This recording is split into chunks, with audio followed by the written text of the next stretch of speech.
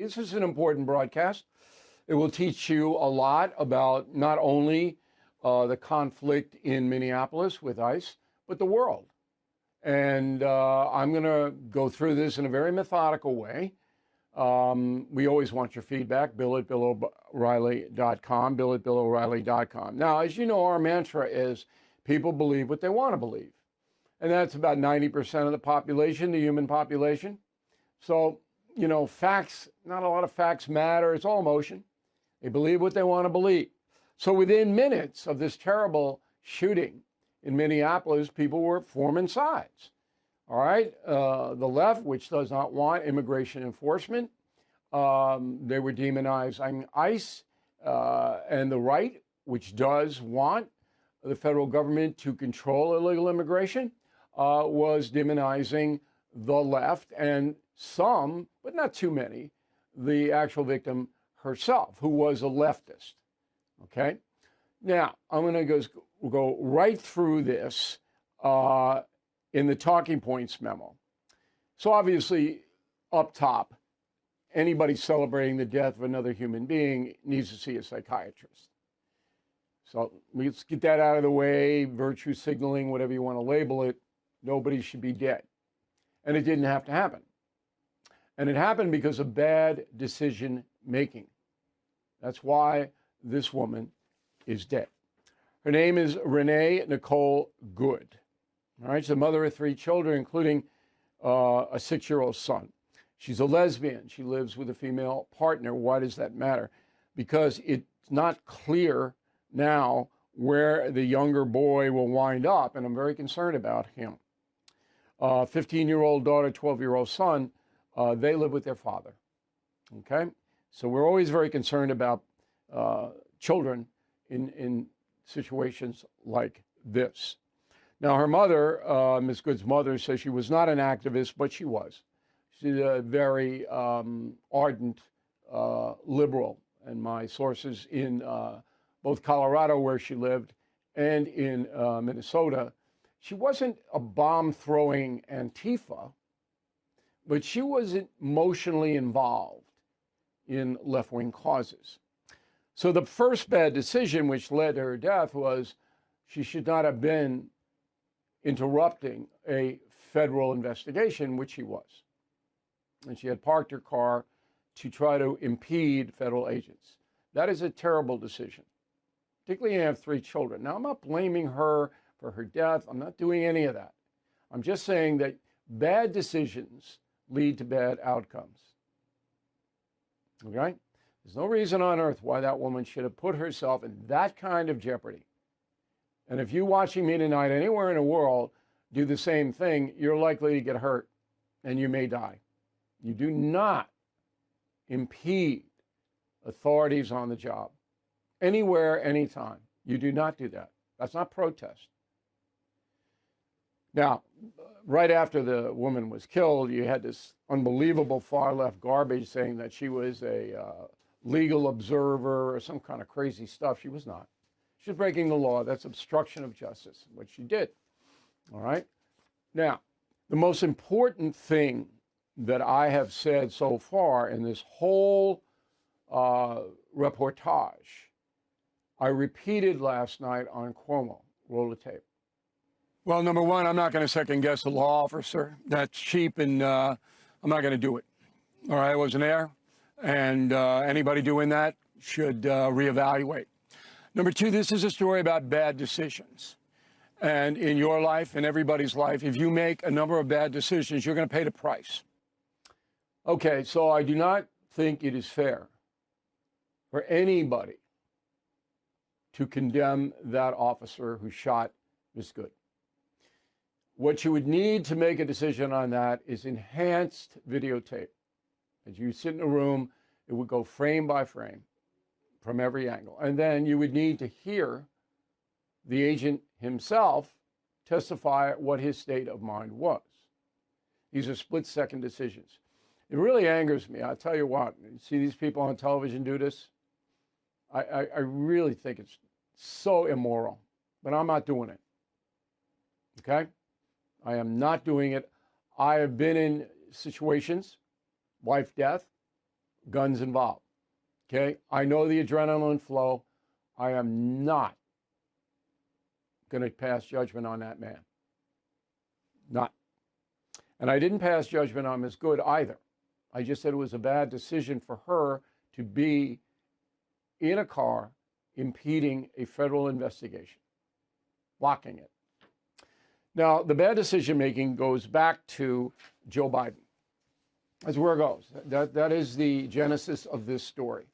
So you allow millions of people unsupervised to come into the United States, you're going to have a criminal element come in, and they're going to kill people, which they have. And therefore, your decision-making, Mr. Biden, has led to death and destruction, and has led to now President Trump having to correct your terrible decision by employing federal authorities to arrest and deport criminal aliens and others who are not in this country illegally. Remember, they all have to have a warrant. But the ICE is not making that decision on the street. They're going after criminal aliens, okay? And if there are other non-criminal aliens with them, they get swept up. That all goes back to Joe Biden. That bad decision that he made, probably the worst presidential decision of all time, has led to this woman's death yesterday.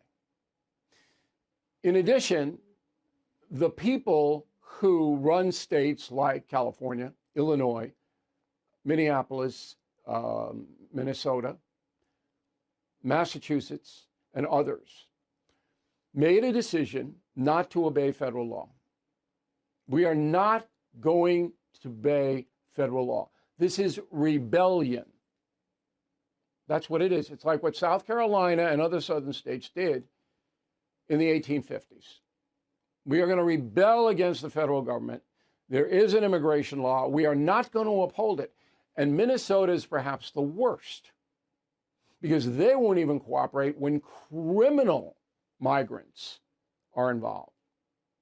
That decision-making on the part of Governor Walz and Mayor Jacob Frey in Minneapolis did contribute to the death of Ms. Good, because those two men incited Ms. Good.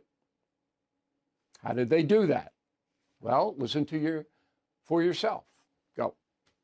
Donald Trump's modern-day Gestapo is scooping folks up off the streets. They're in unmarked vans, wearing masks, being shipped off to foreign torture dungeons.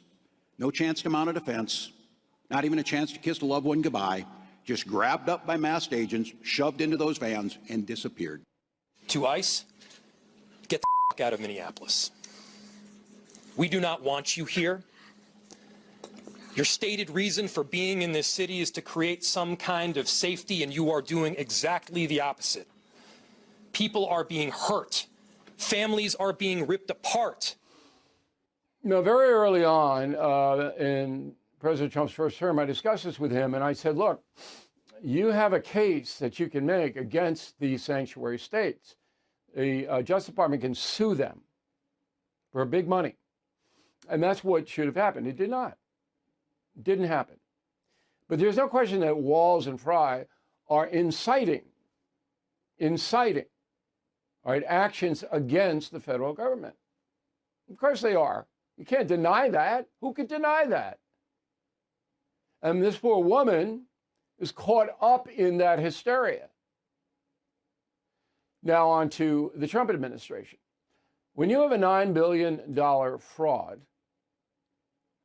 perpetrated by a number of illegal migrants from Somalia, when $9 billion is stolen from the American taxpayer, you have an obligation to send Homeland Security agents to the site where the $9 billion fraud took place.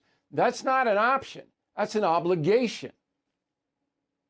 Now, Walz and Frey, they don't care about the $9 billion. They looked the other way. They had to know. They had to know. And they allowed it. So you can't deal with them. They're in rebellion against the United States. So President Trump orders 2,000 ICE into Minneapolis to not only round up criminal aliens, and these Somalis who participated in this fraud are criminal aliens, but to impose a kind of order in Minneapolis, which is lacking. Though, if you want to make an equivalency, you can't, because the President of the United States, it could be anybody, there's an obligation to stop a $9 billion fraud, expose it, prosecute it. Then you have unbelievable media, and I'm not going to get into that today, who, again, they follow the pack, and the pack hates Trump. So the bad decision-making is, we're not going to try to find out what happened. We're just going to condemn Trump and everything he does. Then you have a de-escalation order. Now remember, every police agency in the country, local, state, and feds, the agency teaches to de-escalate any kind of potential life-threatening situation. That's a fact. Though you people who are on the side, if you want to use that phraseology, of the police, have to know that. The ICE agents in this case did not de-escalate. They didn't. And that's a fact. Now, I'm not condemning anybody. I'm just saying that de-escalation is the rule of the land in police agencies. A lot of people don't understand that. And that did not happen in Minneapolis yesterday. Okay, so all of these things were swirling around when I went on News Nation last night with the three Americans, Cuomo, Stephen A. Smith, and myself. Roll the tape. Okay. Bill O'Reilly, may I chime in? Sure. May I chime in and speak? May I chime in and speak to you directly, Bill? Here's where I'm disappointed, Bill. Here's where I'm disappointed, Bill, in your response. So you can have an opinion about her, but you can't have an opinion about the officer, even though you've seen the video numerous times. You've seen the video. I've watched it 10 times. I can't put myself in his shoes. I think it's irresponsible to do that. Okay. Because I don't know the state of mind of the man when a vehicle is coming at him. It's irresponsible to do it. I'm not going to do it. Okay. I'm coming to you. Let me be irresponsible. A 37-year-old woman, she wasn't coming down the street going 90 miles an hour. She was stationary. She was still. And then she took off. So you had to move out the way as she was taking off, okay? And you shoot her in the head? Wait a minute. Let me reply to that. I'm for de-escalation. I support de-escalation. In every kind of a situation, not just this. I don't want to see anybody die, all right? So if I were there, I'd like to think that I would have tried to de-escalate. But it's not fair of me, because I don't know the state of mind of the officer when he sees a vehicle lurch forward, and I'm not going to condemn it. I am not going to do that, no matter how many videos you show. Show it to a grand jury, a federal grand jury, and let them decide after forensics and this and that, and hearing the officer. Okay. What she did is not worthy of the death penalty, but it's about where you start the chain of causation, Stephen A., with about why they were there in the first place. Well, I wanted to throw out this question to Bill, in all honesty, because I appreciate his candor. I don't agree with his position totally, but I respect it, and I respect where he's coming from. What I would ask you in return is this, Bill. So, of course, where things start, that matters. And we understand that. That was instigated by her action. Some people on the left will say it's instigated by ICE because they shouldn't be there, blah, blah, blah. I'm not going there. Stephen A., you got a big vehicle coming at you from 10 feet away. That's a situation. He was right in front of the car. And let the people deliberate on it. There is a system, all right? And I will trust what the people in a federal grand jury or whatever forum decide, not us. And that's the right way to handle this. Now, there is a report that the federal government is not turning over all the evidence to the local authorities in Minnesota. I'm not surprised by that. The FBI does not trust law enforcement in Minneapolis. They simply don't trust it. And neither do I, because they're under the orders of Walz. And Walz is a fanatical anti-Trump in rebellion to the United States guy. That's the truth. All right. Now, going forward, the Trump administration is not going to capitulate to this, and they shouldn't. There has to be order. The laws have to be enforced. But the sanctuary places, you got to take action against them. You got to stop this.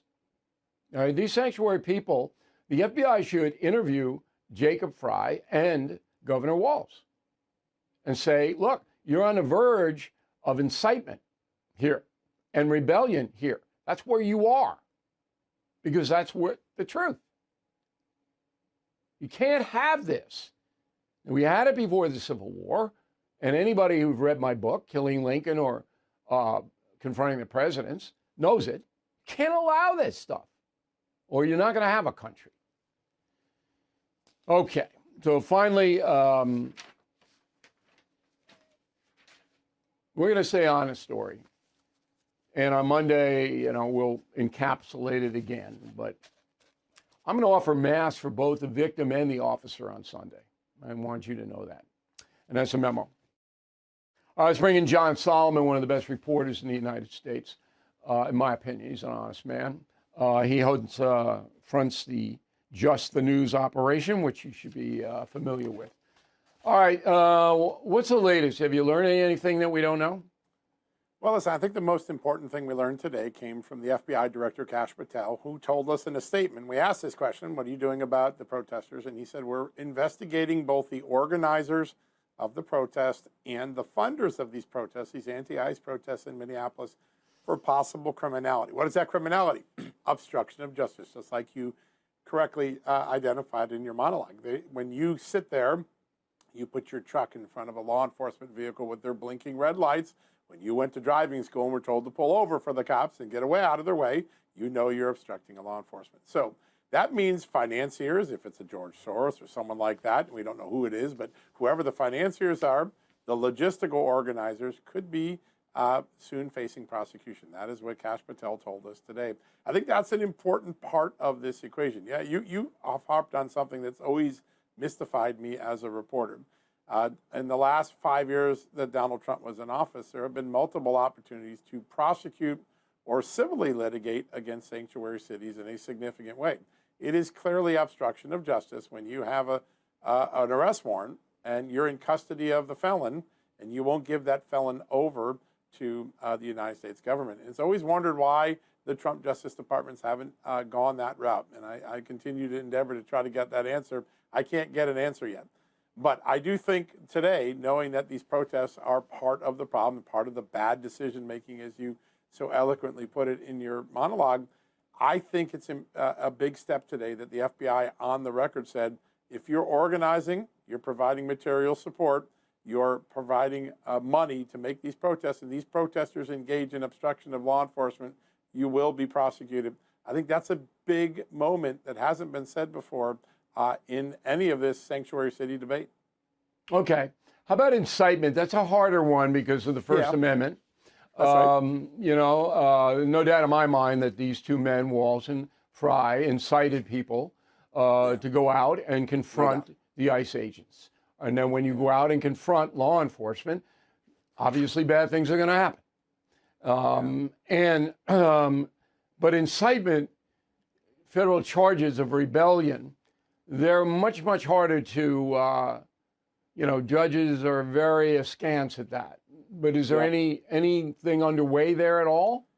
Not yet. Not that I can talk about. I think those First Amendment issues that you write give a little pause to the FBI. They feel like they have better cases to be made right now that get the same people for accountability that haven't been brought. And there are 2 or 3 really significant cases underway. The first case, of course, is the one that they announced today, that they're looking at these protesters and organizers. And if any campaign donated to, let's suppose a Democrat donated money to these groups, they could be held culpable for being part of an obstruction process.